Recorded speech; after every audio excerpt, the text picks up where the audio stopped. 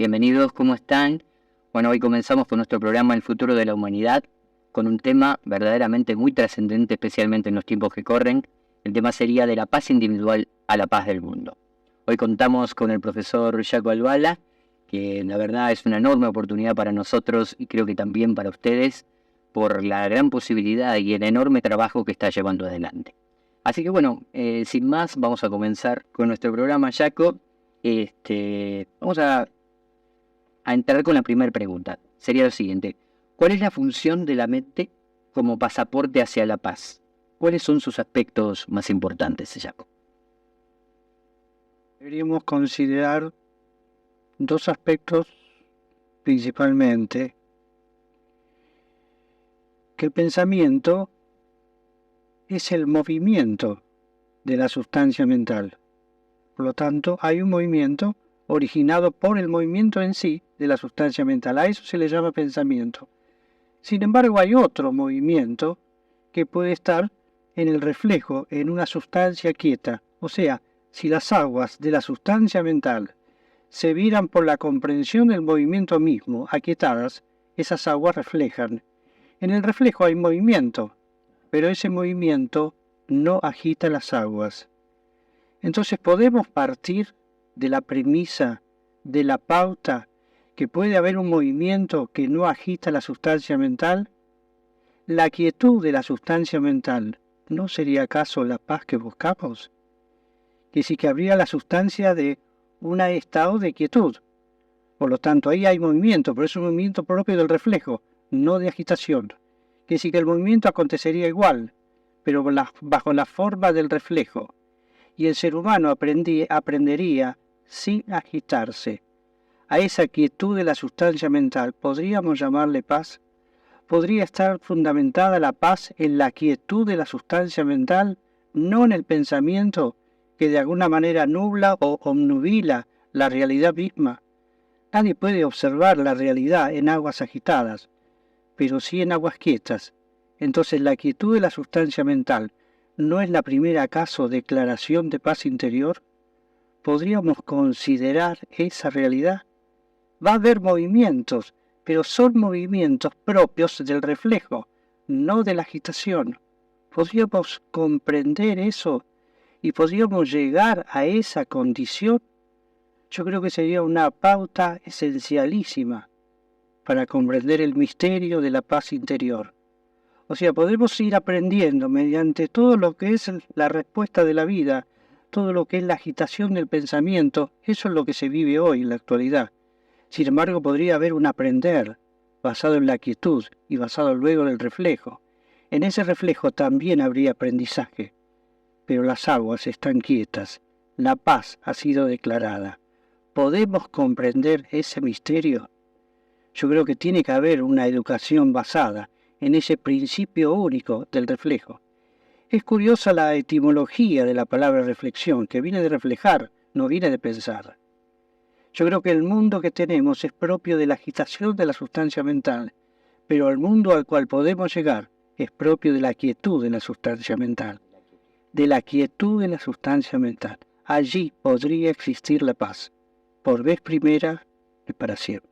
Comprender la naturaleza del movimiento, comprender por qué necesito pensar, por qué necesito agitar la sustancia mental, la comprensión del movimiento mismo, no la imposición de la quietud. La imposición de la quietud sería un movimiento más, pero la comprensión del movimiento no. Tranquiliza el movimiento y lo vuelve a su esencia de sustancia mental. Entonces podemos hacer de que el pensamiento vuelva a su origen.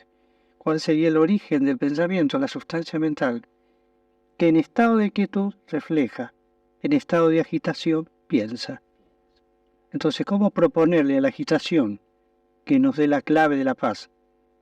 Propongámoselo a la quietud de la sustancia mental, y yo creo que en el hecho mismo de proponerlo ya estaría declarada la misma paz. Podríamos decir que la comprensión se ubicaría en un lugar que no es dentro de la sustancia mental, estaría como más allá de esta sustancia. Digamos, es en la misma sustancia mental, pero sin movimiento, sin agitación, sin agitación. Un lago agitado no refleja el cielo, un lago quieto refleja el cielo. ¿Podemos aprender de lo que se refleja en ese lago quieto? ¿Podemos aprender de lo que se refleja en la sustancia quieta de la mente? ¿Podemos aprender? Comenzaría un nuevo aprender. Sería un nuevo aprendizaje. Sería una nueva escolaridad para el mundo. Sobre eso está fundamentada la paz. La paz es propio de los seres humanos que no necesitan tanto pensar. Lo hacen tan solo cuando necesitan expresar alguna realidad, pero no para concebir la realidad, no para vivir dentro de la realidad. Ellos viven en la quietud de la sustancia mental, pero están constantemente reflejando. Pero la reflexión no agita las aguas. Entonces hay dos tipos de movimiento: el de la agitación de la sustancia mental, que es el pensamiento, y las imágenes que se mueven por reflejo, pero en una sustancia quieta. Quiere decir que habrá movimientos que son propios del reflejo, pero las aguas están quietas. El hombre vive en paz. ¿Cuánto desconocemos la mente, no, Jacob? ¿Cuánto desconocemos la mente? Yo creo que el pasaporte hacia la paz, o la clave de la paz, está en la mente. La ha tenido en un principio y la tendrá en un final también. Nada más que el principio y el final están más allá del tiempo. Pero eso sería otro tema. Bueno, te voy a hacer una segunda pregunta, está muy vinculada con esto que estamos llevando adelante. ¿Cuáles son los equivalentes emocionales y mentales para establecer la paz interior? ¿Cuáles serían esos equivalentes? Podemos abordar, el tema de la felicidad humana. ¿En qué niveles de la emoción podría existir la felicidad humana? Es decir, sería bueno hacer como un análisis de la estructura emocional del ser humano, como si fuera que la emoción tiene muchas densidades, y sería bueno poder estudiar un poquitito, aunque sea mínimamente, esas densidades: la violencia, la pasión, el deseo, el sentimiento, la vida anímica, la luz anímica, el poder anímico, son todo densidades emocionales. Fíjate, si uno quisiera comprender el misterio de la paz, tendría que comprender el misterio del funcionamiento emocional. Una persona tendiente a las regiones inferiores de la emoción es muy poco lo que podría aspirar a la paz, porque todavía vive la virulencia de la emoción. Sin embargo, puede trasponer toda esa valla y empezar a situarse en lo que podríamos denominar como un primer cielo, que es el cielo de la felicidad humana, el cielo de la dicha humana. Está constituido por eso, por la felicidad humana, la causa de la felicidad humana y el poder que da el acceso a la felicidad humana. Yo creo que únicamente los seres que hayan encontrado el camino de la felicidad pueden ser útiles a la humanidad. Porque la felicidad no es algo que debe ser buscado, es un galardón que viene por consecuencia, por fidelidad a uno mismo, y uno tiene que saber mínimamente quién es y qué es.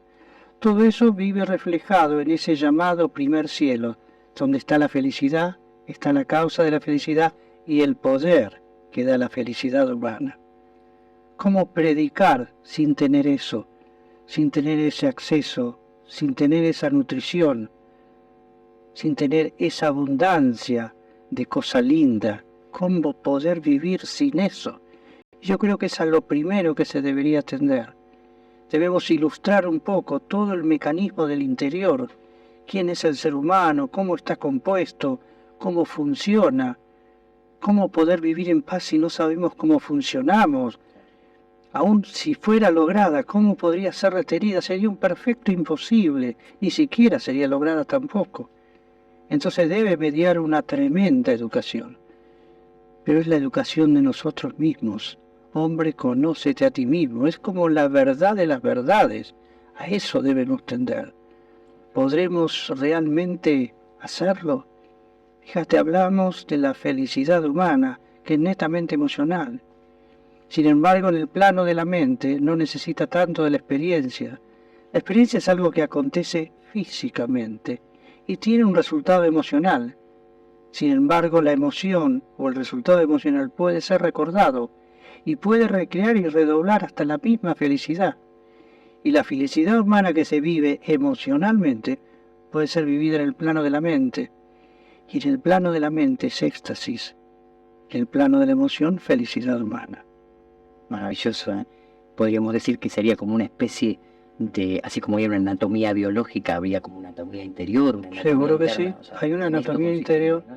En conocer. con cuerpos y subplanos de los cuerpos. Seguramente que sí.